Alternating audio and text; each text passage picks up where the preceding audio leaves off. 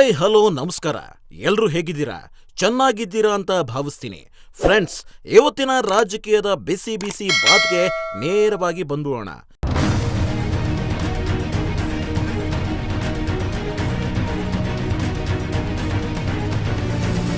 ಅದೇನಪ್ಪ ಅಂದ್ರೆ ಸಮರ ಸಮರ ಸಮರ.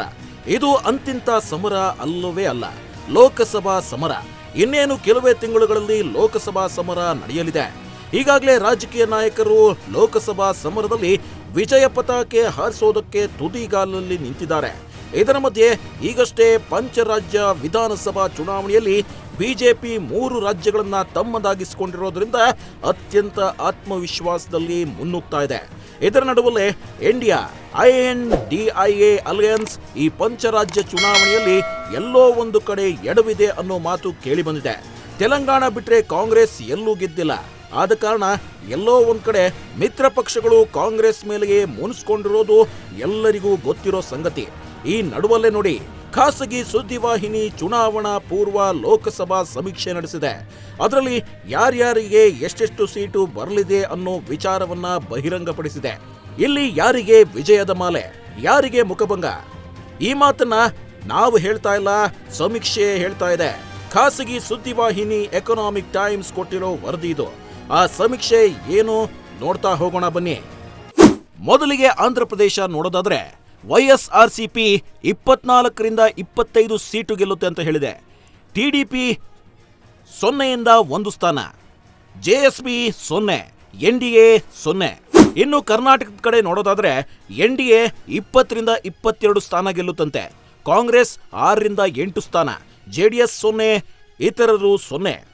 ಇನ್ನು ಕೇರಳ NDA 1 ಸ್ಥಾನ, INDIA 18ರಿಂದ 20, ಇತರರು 0. ಇನ್ನು ತೆಲಂಗಾಣ ನೋಡೋದಾದ್ರೆ BRS 3ರಿಂದ 5 ಸ್ಥಾನ, NDA 3ರಿಂದ 5 ಸ್ಥಾನ, INDIA 8ರಿಂದ 10 ಸ್ಥಾನ, ಇತರರು 1 ಸ್ಥಾನ.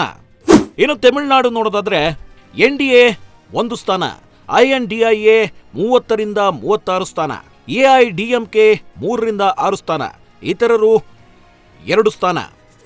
ಇನ್ನು ಮಹಾರಾಷ್ಟ್ರ ನೋಡೋದಾದ್ರೆ NDA 27ರಿಂದ 31 ಸ್ಥಾನ, INDIA 16ರಿಂದ 20, ಇತರರು 1ರಿಂದ 2. ಇನ್ನು ಗೋವಾ ನೋಡೋದಾದ್ರೆ NDA 1ರಿಂದ 2 ಸ್ಥಾನ, ಇಂಡಿಯಾ ಅಂದ್ರೆ INDIA 1 ಸ್ಥಾನ, ಇತರರು 0. ಇನ್ನು ಅಸ್ಸಾಂ ನೋಡೋದಾದ್ರೆ NDA 9ರಿಂದ 11 ಸ್ಥಾನ, INDIA 3ರಿಂದ 4 ಸ್ಥಾನ, ಇತರರು 1 ಸ್ಥಾನ. ನಾರ್ತ್ ಈಸ್ಟ್ ನೋಡೋದಾದ್ರೆ ಬಿಜೆಪಿ 4ರಿಂದ 6 ಸ್ಥಾನ, ಕಾಂಗ್ರೆಸ್ 2ರಿಂದ 4 ಸ್ಥಾನ, ಇತರರು 2ರಿಂದ 4 ಸ್ಥಾನ.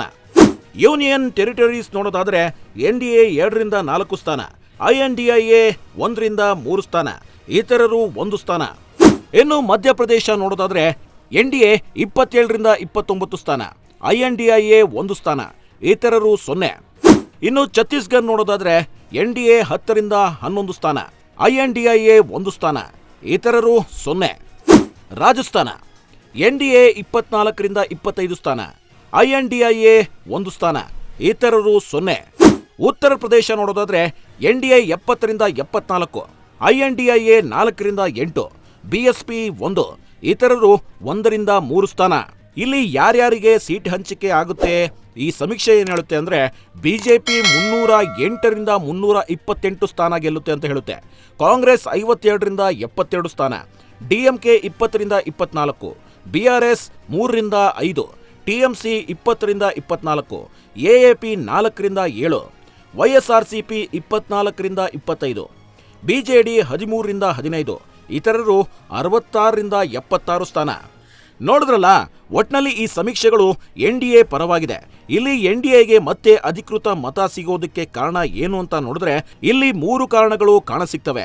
ಹೌದು, ಮೊದಲನೇದು ರಾಮ ಮಂದಿರ ನಿರ್ಮಾಣ, ಎರಡನೇದು ಆರ್ಟಿಕಲ್ 370 ರದ್ದತಿಯನ್ನ ಸುಪ್ರೀಂ ಕೋರ್ಟ್ ಎತ್ತಿ ಹಿಡಿದಿರೋದು, ಮೂರನೇದು ಕೋವಿಡ್ ಟೈಮ್ನಲ್ಲಿ ಕೈಗೊಂಡ ನಿರ್ಧಾರ.